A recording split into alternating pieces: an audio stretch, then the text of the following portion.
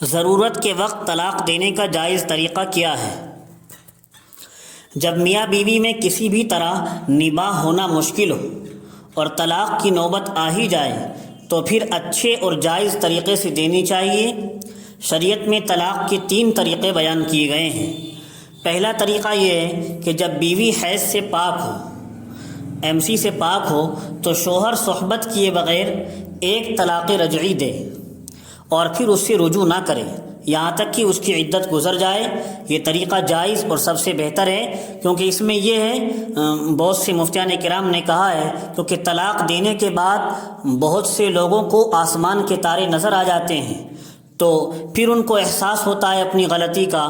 تو اگر ایسا کرے گا، صحبت کیے بغیر ایک طلاق رجعی دے گا، اگر اس کو اپنی غلطی کا احساس ہو گیا، نباہ کی کوئی شکل و صورت نکل آئی، تو ایک طلاق دینے کی صورت میں عدت کے اندر رجوع بھی کر سکتا ہے، بیوی کو لوٹا کر بھی رکھ سکتا ہے۔ اس لیے یہ طریقہ جائز اور بہتر ہے، کیونکہ اس صورت میں عدت کے اندر رجوع کرنے کی گنجائش ہے۔ اپنے بارے میں اور بچوں کے مستقبل کے بارے میں تمام پہلوؤں پر غور کرنے کا موقع ملتا ہے۔ ایسا نہیں کہ غصے میں آ کر طلاق دے دی، یہ انسان پر حالات ہوتے ہیں، کبھی غصے میں نشے میں طلاق دے دی تو پھر بعد میں اس کو آسمان کے تارے نظر آتے ہیں، اس کو غور کرنے کا موقع نہیں ملتا، جبکہ ایک دم 3 دے دیتا ہے۔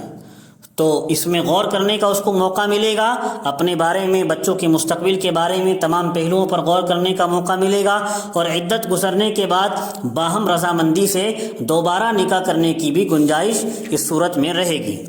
دوسرا طریقہ طلاق دینے کا یہ ہے کہ الگ الگ 3 طہروں میں 3 طلاقیں دیں، یعنی ایک اس مہینے میں جب بیوی حیض سے پاک ہو، جب دوسرے مہینے میں حیض آئے اور اس سے پاک ہو جائے دوسری جب دے، اسی طرح تیسری اس وقت دے جب وہ تیسرے مہینے میں حیض سے پاک ہو جائے۔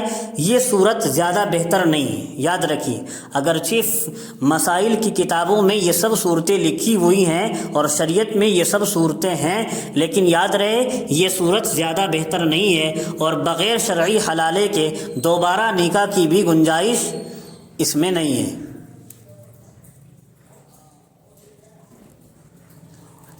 تیسری صورت طلاق بدعت کہلاتی ہے، جس کی کئی صورتیں ہیں، جیسے بیوی کو ماہواری کی حالت میں طلاق دے دینا، یا ایسی پاکی کی حالت میں طلاق دینا جس میں صحبت بھی کر چکا ہو۔ تیسرے، ایک ہی لفظ سے ایک ہی مجلس میں 3 طلاقیں دے دینا، یہ بھی بدعت میں داخل ہے۔ یا ایک ہی طہر میں، ایک ہی پاکی میں جب حیض سے پاک ہو اسی وقت 3 طلاقیں دے ڈالے، یہ تمام صورتیں طلاق بدعت کی ہیں۔ حکم طلاق بدعت کا یہ ہے کہ اس طریقے سے طلاق دینے والا سخت گنہگار ہوتا ہے، اگرچہ طلاق واقع ہو جاتی ہے۔